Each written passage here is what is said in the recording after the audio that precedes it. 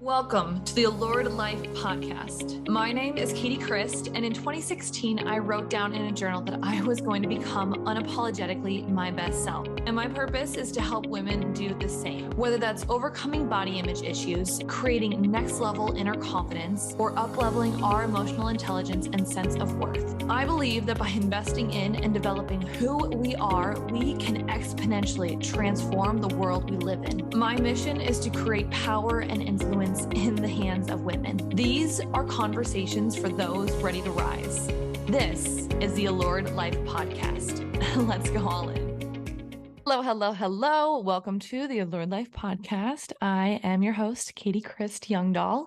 So I just got done working out and came straight to the podcast. So I haven't even had breakfast. My stomach is rumbling. Cabby's like, what the heck, Mom? Aren't we supposed to go on a walk? You always do that after your walk.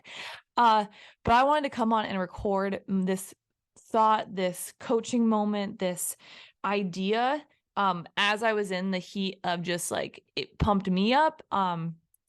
And so I wanted to pump you up. So I didn't want to, like, in my body, it was like, go now. I don't care, Katie, you want your morning smoothie, but go now. Go now. This has to come out now.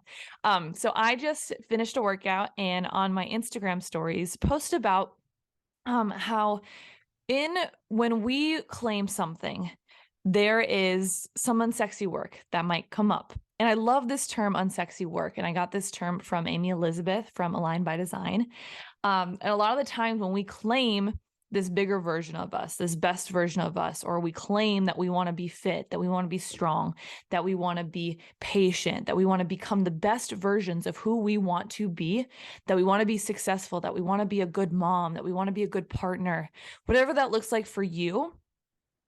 When we go through that, it's claim it, and either two options will happen. One, it will effortlessly happen for you, or you're going to have to prove it. Either way, it is yours. Either way, it's yours.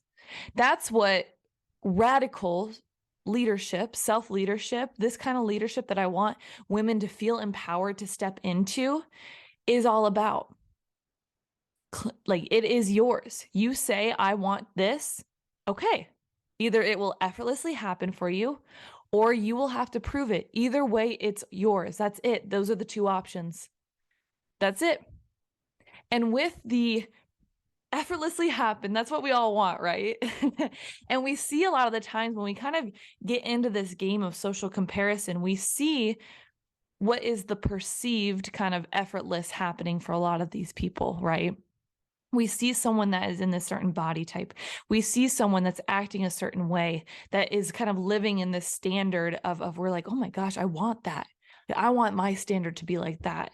Or we see a certain level of success, or we see a behavior or a skill, and it looks effortless, right? So when we're going through the muck of a lot of stuff, of striving to get there, and when it doesn't feel effortless, we're like, we're a failure. What's wrong with me? Eeyore. Like, nothing works. Or we get pissed off and we're like, oh, like, you are a failure. What's going on with you? Come on, like, get your butt into it. Like, you are better than this. And we are a little bit self-deprecating. That kind of lights a little bit of a fire under our ass. But then we're like, it's still not effortless, even though we're like, come on, you are so much better than this. Like, but we're failing. Like, come on, it's that ping pong.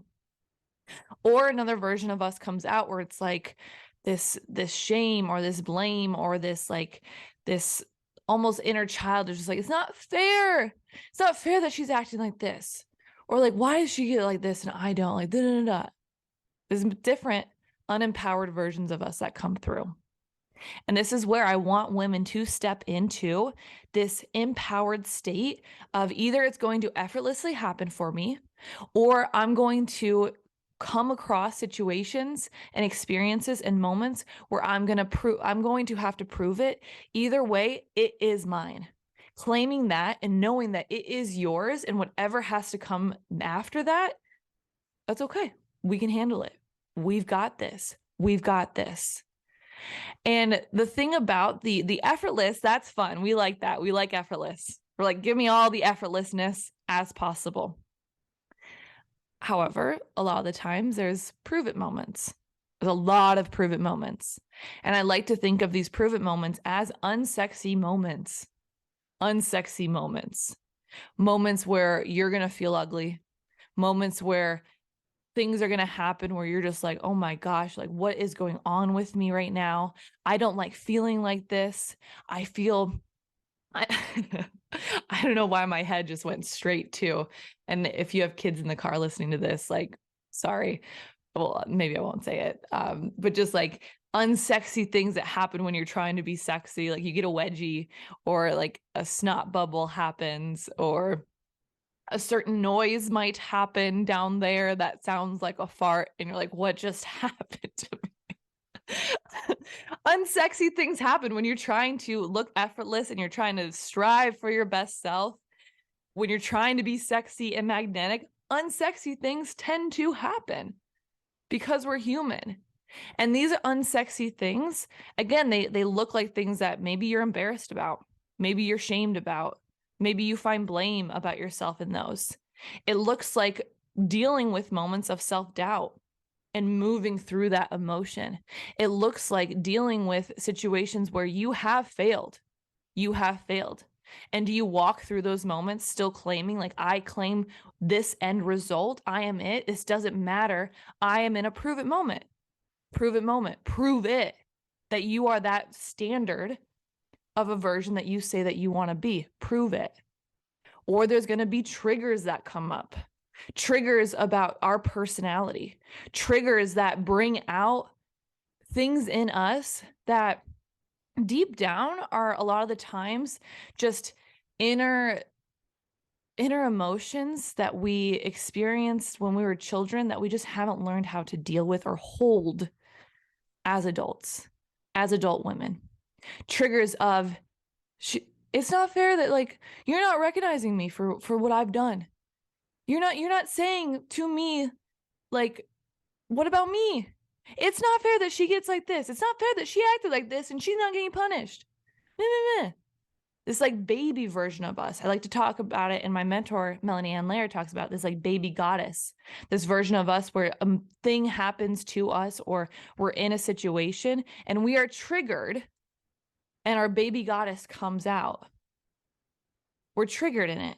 The unsexy work is actually sitting in our triggers and realizing what's going on here and holding us through those emotions and keeping us in alignment to have the choice and the wherewithal to understand, I'm being triggered right now. Do I want to take action from this triggered moment, or do I want to sit with this, really learn what this emotion is bringing to me right now? I vehemently believe that every emotion that we experience has a positive intention. So if we're experiencing things where we are leading ourselves into blame, into shame, into like, it's your fault, I feel like those are moments where it's like, okay, there's a deeper emotion right now where you are in pain right now. Hold yourself through pain. Hold yourself, get yourself 100%, and then lead yourself from there. Walk from there, communicate from there. When we are triggered, do we want to sit there and say, okay, from this point, is the response that I'm going to give in the best alignment with the version that I say I want to be? A lot of that times, no. So this unsexy work, it's unsexy for a reason. It's like, it is not fun to look at yourself completely naked and to see your, like, where you don't feel confident in yourself, to see the roles, to see, and this is, again, I'm talking physically too, but I'm also talking like deep down inside your own personality. When you look at yourself naked and you're not proud of some of the things that come out, the unsexy work is to deal with these emotions. Prove it. Prove it. Unsexy work is hard, but on the end of this unsexy work comes really living in an aligned way that makes you proud. And honestly, that makes it just where relationships are easier, relationships are magnetic, leading yourself feels good. There's not all this stickiness, this hardness, this like depth, or this pain, or this like I'm not enough feeling comes from. Like it's just not there anymore. Trust me, it's not there anymore. When you lead yourself through this so well, when you are so confident and know yourself and know you to be the one, that when you say, I want this, it is me. And then it's your self-responsibility to say, okay, it will effortlessly happen for me, or there will be moments of proving it and then walking from there. Knowing the prove it moments are going to be the most ugly moments. The moments where you might not be proud of the way that you showed up. Moments that, and in these unsexy moments too, because there's a second part of this, is knowing there is a standard that you hold yourself to when you are striving to become the best version of yourself. There is a standard. And knowing also too, this work, not everybody, actually the majority of the people out there does not hold this standard whatsoever. And so it's knowing too that when you are holding yourself to this standard, it's going to feel unfair. It's going to feel like it's so much easier for us to say, this is unfair. Why can't I blame this person is acting the exact same way, or worse, why do I have to hold myself to this standard and they don't? And they're hurting me and they're causing me pain and they're shaming me and they're blaming me. That will happen. It's inevitable. And that's on us as great women who are leaders in this world to hold that. Because not everybody is doing this work. Not everybody is brave enough, has the courage, has the strength right now to do the work, to do this work, to hold what we are committing to hold. I know it's not fair. I know it sucks so much of the time. But that's the cross that we are saying, I am willing to bear, because we see on the other side of it the greatness that will come not just from us, but for the collective, for everybody. Because it's just like I was inspired by so many great men and women and people to strive for this standard, so were you. And so they held my mentors, the people that I looked up to, the men and women and people that I were influenced to strive to be better. They held themselves through a standard that not a lot of people at that time were holding themselves to, where there was so many more people who were blaming them, who were shaming them, who were finding fault with them. And instead of attacking back, or an arrow's thrown at them, they throw an arrow back, daggers are thrown, shields are put up. They led themselves through that. And then just because of their actions, that inspired me. And that's where I picked up this wanting to be like this, just because they led themselves first. We lead ourselves first, and then everybody follows. People follow. That's what a leader is. And so when we're holding ourselves, when we are striving to become the best version of ourselves, we go through these unsexy moments of proving it moment of what is it worth to hold this standard that we have chosen. We're allowed to feel mad. We're allowed to feel pissed off. We're allowed to feel sad. We're allowed to feel all these emotions. We're allowed to be triggered. We're allowed to feel shame. We're allowed to feel self-doubt. We're allowed to feel failure. And we're allowed to not be happy with that. And it's our choice to understand, when I get triggered, when I have these moments, is my response how I want to respond? Is this in alignment with the standard that I say I'm striving for? A lot of that times when we are triggered into a certain response, it's no. And so that's where radical self-responsibility, self-responsibility, it's not taking on blame of other people. We don't pick up the blame or the shame that people are throwing at us. Responsibility is just changing our ability to respond. And we're leveling up all the time on what radical self-responsibility looks like through these moments of prove it. through these moments of unsexy work where we will respond in an unsexy way, in a way that's not right, in a way that we're not proud of, in a way that sometimes our ego will be like, well, like they deserved it. But in hindsight, I think we won't. Is it in alignment with the standard that you are striving for? A lot of the times, no. And again, it doesn't make us wrong for going through these moments. But what it does make us wrong is if we don't realize that the standards that we're holding for ourselves is just for ourselves. And it's not fair for us to expect other people to rise to these standards because it's not their journey. You can't force that journey onto other people. You can't. It's only about you. It's only about you. And this isn't in a selfish way. It's about you because when you rise, you allow other people to rise. You allow other people to make the decision for themselves to rise. You don't blame, you don't shame, you don't fault other people to make them grow. You don't do that.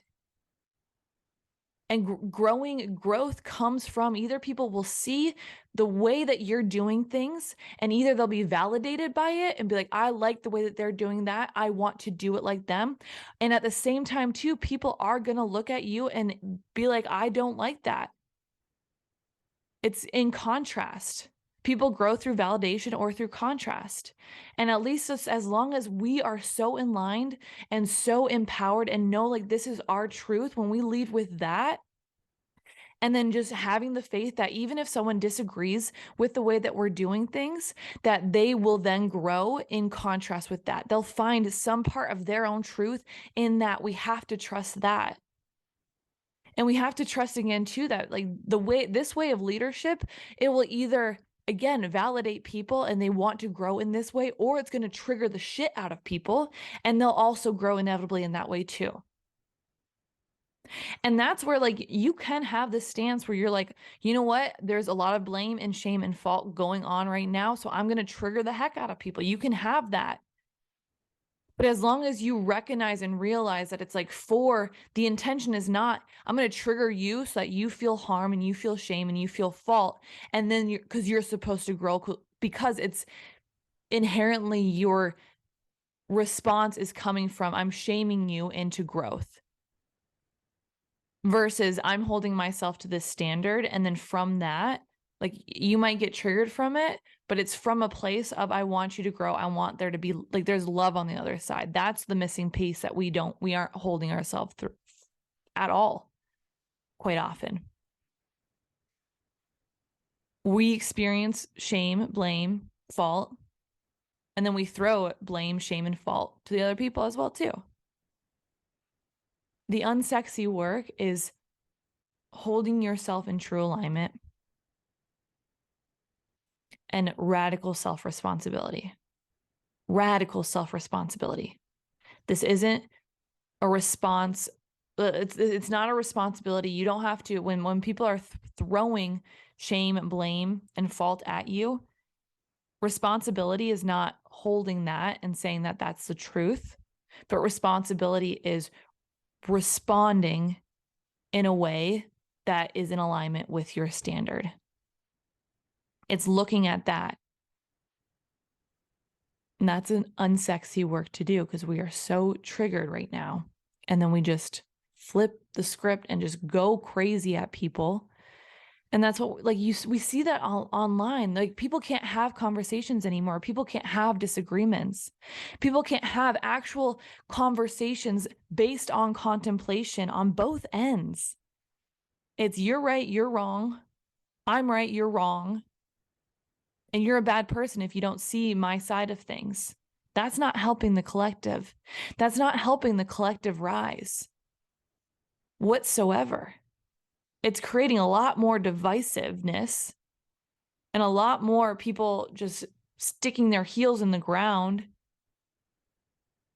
versus I'm going to take radical self-responsibility. I'm going to lead myself.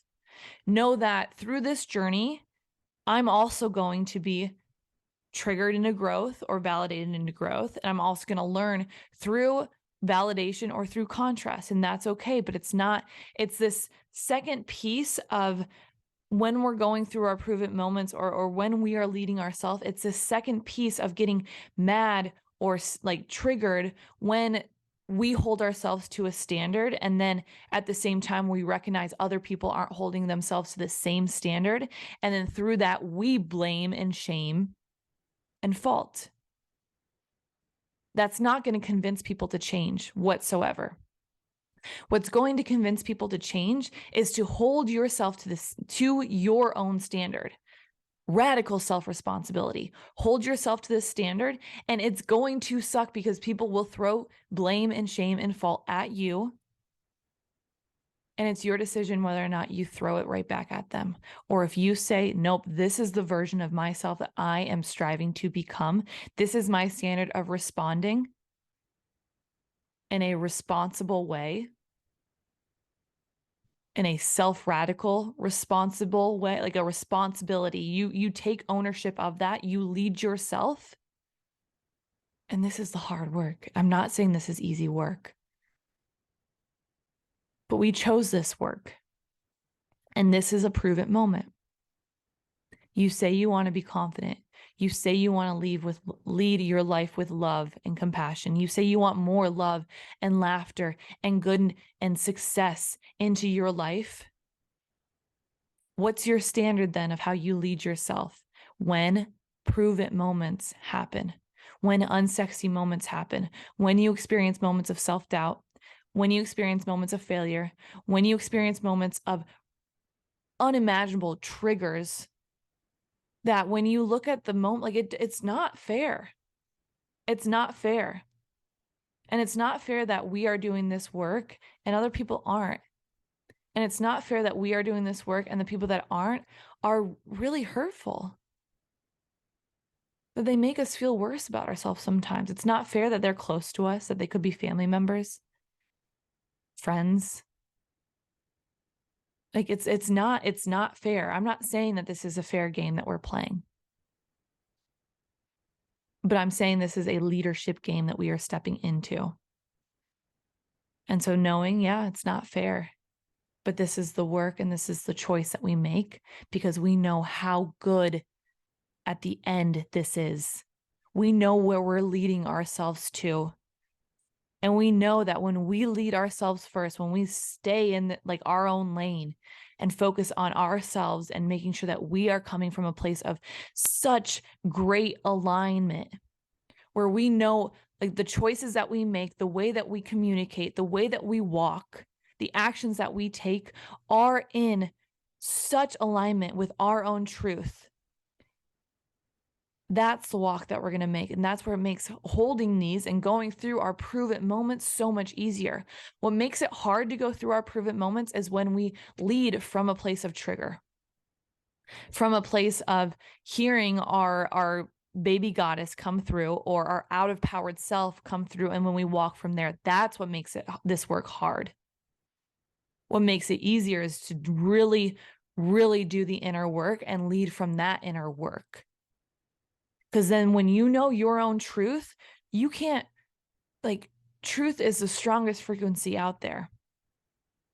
You can't question truth. When it's your own truth, you stand so much firmer in the way that you're walking, in the way that you're talking, in the way that you're leading yourself, when you know this is your truth. But when we come from a triggered spot, we know it inherently, we know that's not our truth.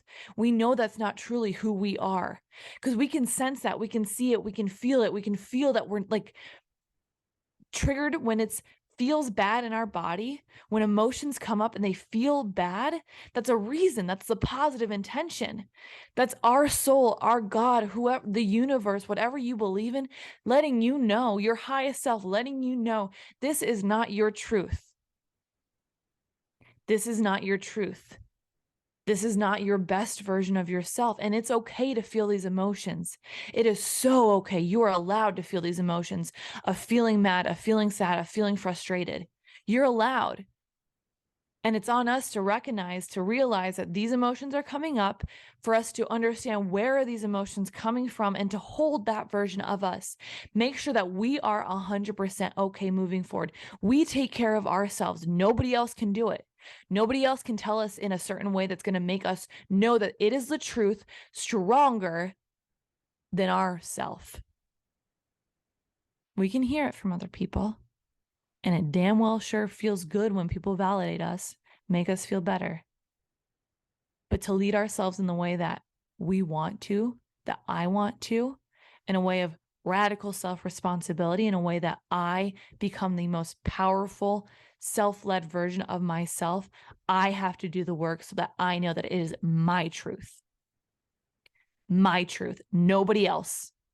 Nobody else. I don't need anything from any other person. It's my truth. And I walk from that. And I lead myself for that. And any other relationship or conversation or validation that I get from other people, it just adds so much more to my life. It adds so much more when someone gives me validation on who I know I am to be. It's not taking it of like, oh my gosh, I needed to hear that. I just needed that. It's like, thank you. I love you being in my life because you just add all the whipped cream and the cherry and the Oreo toppings to my sundae that I've created. My sundae was damn near perfection, and you just added you just add the sprinkles. Thank you. Oh, this is even more better. You added another scoop to my sundae that I was already happy about. Oh my gosh, I love ice cream. Give me more. Give me more. This is amazing. That's what we want.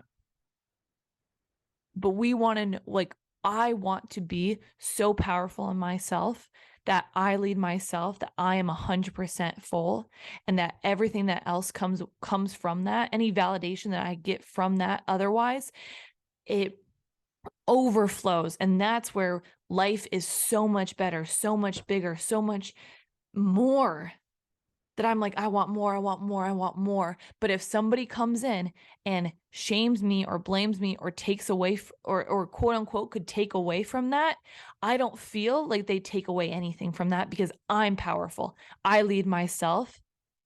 If somebody would come in and shame or blame or harm me, and if I feel inadequate from that, or if I feel less than that, and if I then blame them or shame them, like they made me feel worse about myself, I'm giving them the power. I'm letting them dictate where my life is coming from. And now I'm not saying that when someone does come in and emotions pop up where I feel like they've hurt me, they've harmed me, they've taken away some part of me, this is where it's the prove it moments come in. It's not on them to say, give it back to me. It's not on them to say, I'm sorry for doing this, and then they give back what they took from me. It's on me to reclaim that. It's on me to understand every emotion that comes in has a positive intention. So where is this emotion leading me right now? Where am I holding myself? Where do I need to grow from this? Am I triggered into growth, or am I validated into growth? Right now I'm being triggered into growth. They did something to me to question my own truth about my own self. Okay, where are the little pockets that I need to fill? What's going on here? That's the work. That's radical self-responsibility. That's radical self-leadership. And that's what I've picked up. That's the cross that I have picked up and that I'm willing to lead with. Because I know that damn well feels a lot better than just being at the mercy of other people. Knowing that the other people in this world, they're not doing this work. So they're coming from a triggered state and they're triggering me. And then we're just triggering each other back and forth, back and forth, back and forth, thinking that I'm going to trigger her and she's going to grow. And then I'm going to trigger them and they're going to grow. And meanwhile, we're just being stagnant, or worse, getting more divisive and just separating and separating and separating versus collectively growing into the best versions of ourselves. So that's all I want, is I just want people to know their own truth, and to have more compassion for the people that aren't upholding these same standards that we're holding ourselves through. And let's stop throwing daggers of shame and blame and fault moving forward. And let's learn how to lead ourselves. So guys, I know this one was a little bit fiery. I know, but I hope that this helps in some way to either light a fire under you or to hear the passion that this work does bring up again. And I want you to become the strongest, most aligned, just leading from your truth moving forward. I want it to be a hell yes life that you are living, that every intention, every form of communication, it's a hell yes. And if it's not, then it's the prove it moments to get to the hell yes. That's our work. So I love you. I know this is fiery, but I love you. I love you. I love you. I love you. I hope some moment this week takes your breath away. Mwah. Hey there. Thank you so much for listening. My goal is to help as many women listening, and if this episode supported you in any way, the very best way to show your appreciation is by simply screenshotting this episode and sharing on your social media or with your friends. Or even better, drop a review on whatever platform you are listening on. Don't forget, if you are looking for any additional support, you can always reach me on Instagram at Katie Christ. See you back here next week.